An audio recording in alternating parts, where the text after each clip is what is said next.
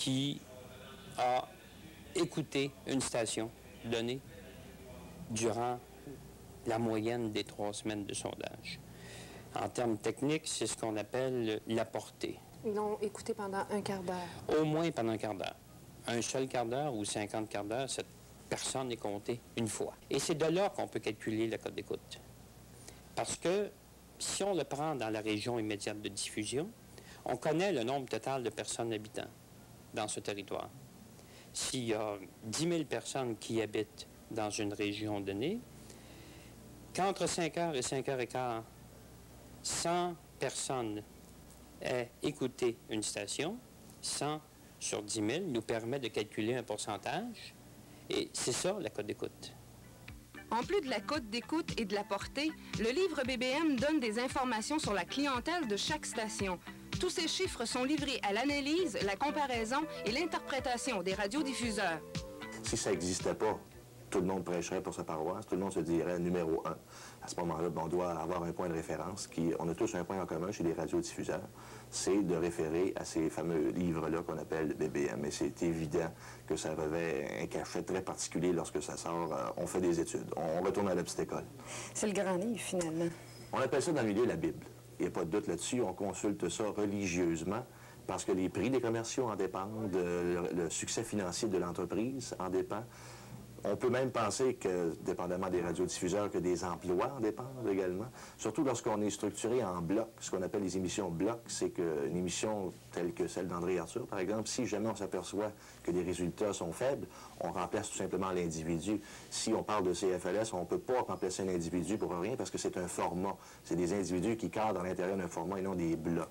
Alors c'est pour ça que, évidemment, les codes d'écoute disent beaucoup, parlent beaucoup. Et chez nous, ce n'est pas un critère pour congédier un individu, parce qu'il y a toutes sortes de raisons qui peuvent expliquer une baisse de code d'écoute. Même si elle ne vend pas de publicité, la radio d'État tient compte des sondages d'écoute. Cela lui permet de mesurer sa clientèle et son impact dans le marché radiophonique. On le constate, tout le monde est dans la course. Mais dans la radio privée, un mauvais classement au fil d'arrivée se justifie souvent par la recherche rapide de coupables. Pour un animateur, ça peut vouloir dire quoi, les BBM? Ça peut vouloir dire la gloire, puis ça peut vouloir dire la déchéance totale, le renvoi, selon les humeurs des gens qui donnent, l'humeur des gens qui donnent leur voix au sondage de code d'écoute. Si la cote d'écoute est mauvaise, on peut quand même être victime d'un certain harcèlement, en ce sens que on va utiliser certaines tactiques, soit pour nous faire démissionner, si jamais les cotes d'écoute sont assez mauvaises pour ça, ou encore on va essayer de nous convaincre d'adopter une autre vocation ou d'aller dans une différente voie. Ça peut être quoi les tactiques à ce moment-là si la personne décide de rester? Qu'est-ce qu'on fait? Bon, par exemple, si tu as animé l'émission du matin depuis 3 ans, 4 ans, 5 ans, et qu'on décide soudainement de te donner une émission le soir, admettons de 6 heures à minuit, bon, ben ça dérègle très souvent une vie familiale, bien sûr. Certaines stations de radio vont même demander à des animateurs de faire l'émission de nuit. Mais ça, heureusement, il y a des conventions collectives qui les protègent très souvent. Et d'autant plus qu'on leur injecte aussi souvent des doses d'insécurité de façon assez continue et c'est vraiment tannant. Ça peut être tannant à la longue. Remarquez que je n'ai jamais été personnellement victime de tout ça, là, mais je sais que ça existe. Alors, c'est la différence entre un pigiste. Un pigiste, par exemple, on va leur demander de faire une émission, autrement dit, le directeur des programmes qui engage un pigiste achète une boîte de contenu. Il décide finalement de choisir certaines heures. L'animateur, le pigiste, va faire son émission en ondes. Et si les codes d'écoute sont bonnes, tant mieux. S'ils sont mauvaises, j'emploie une expression qu'on a déjà employée, on va flusher le pigiste, c'est-à-dire qu'on va s'en débarrasser rapidement. Bien sûr qu'on flush les animateurs quand il n'y a pas de résultat. Je reprends votre expression, soyons honnêtes et réalistes. Vous me dites que c'est déshumaniser la radio. Bien sûr que c'est déshumaniser la radio. Faites un parallèle avec le hockey. Je m'excuse, je reviens encore avec mon fameux hockey. Qu'on ne me fasse pas à croire qu'il y a beaucoup d'humanisme dans la Ligue nationale de hockey. Hein? Bon, ben, la radio, je fais le parallèle, c'est un peu la même chose. Vous savez, on n'est pas ici, malheureusement, pour jouer à la philanthropie. La radio privée, à Québec comme ailleurs, c'est une entreprise. On est dans un système capitaliste. Il faut qu'il y ait des résultats.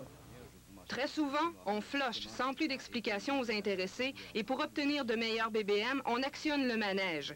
Les directions s'arrachent des animateurs, on congédie, on démissionne, on annule des contrats ou on oublie tout simplement de les respecter. À d'autres moments, c'est le directeur des programmes ou même le directeur général qui sera fauché. À travers tous ces mouvements anarchiques, les stations s'entendent sur un point, l'importance de la première position. Je pense que l'objectif qu'on se donne, c'est l'objectif de demeurer numéro 1 le plus longtemps possible. Donc, on a un objectif de parfaire notre programmation pour tenter de demeurer la station numéro 1 à Québec. Alors, tous nos efforts tendent vers cet objectif-là. C'est évident que les autres stations font de même, mais comme nous, en ce moment, nous sommes, au moment où je vous parle, numéro 1, on essaie de consolider notre position et tout ce qu'on fait comme travail, c'est en fonction de ça. On se fixe un objectif qui est réaliste, d'être une station au niveau AM en deuxième position dans le marché à court terme et à long terme de viser une première position dans le marché.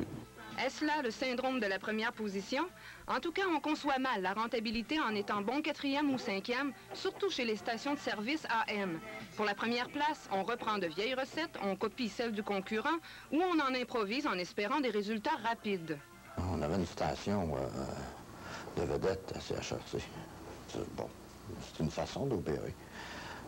Présentement, nous, notre objectif, c'est d'en faire une station beaucoup plus de format. D'avoir un format d'émission, avec des vedettes aussi, mais des vedettes qui vont nous être plus fidèles un peu. Et on veut faire de CHRC une radio de service. Qu'est-ce que ça veut dire pour vous, c'est une radio de service? Une radio de service, c'est une radio qui est beaucoup plus près des gens, du public. Les activités toute activité qu'il y a en ville, à CHRC, ça doit être présent. Je pense, par exemple, au salon de l'habitation, à l'exposition. Peu importe tout ce qui va arriver, CHRC va être très présent dans son milieu. Ah, pour vous, radio de service, ça veut dire une présence aux événements du milieu? Oui, bien, informer le public, répondre à leurs questions. Comme, par exemple, le salon d'habitation qui a eu lieu dernièrement, on a été pendant 2 heures de temps diffusé, directement du salon. On prenait des appels, des gens qui se posaient des questions sur le salon d'habitation. Qu'est-ce que c'était? Qu'il y avait des problèmes de construction, qu'il y avait des... On répondait à ces appels-là. On avait des experts qui étaient sur place. On allait les chercher en temps et lieu pour répondre aux questions de nos auditeurs. Alors, je pense que si on continue cette radio-là, pour nous, on pense que c'est très efficace et on va réussir à percer le marché avec ça.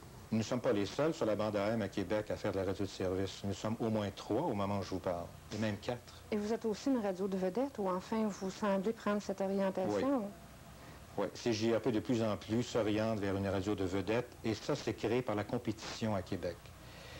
Et on pense qu'en raison de cette compétition féroce au niveau de la radio AM, on est convaincu qu'on peut accrocher davantage d'auditoire en leur proposant comme animateurs en ondes des vedettes. La tactique, est-ce que c'est pas d'aller chercher les gens qui sont à CHRC pour les amener ici à CJRP? Pas spécialement CHRC. On va aller chercher les gens qui sont numéro 1 dans le marché de Québec. Mais vous êtes allé en chercher presque exclusivement à CHRC, des gens qui sont déjà sur le marché de la radio? Bien sûr, CHRC était numéro 1 juste avant nous.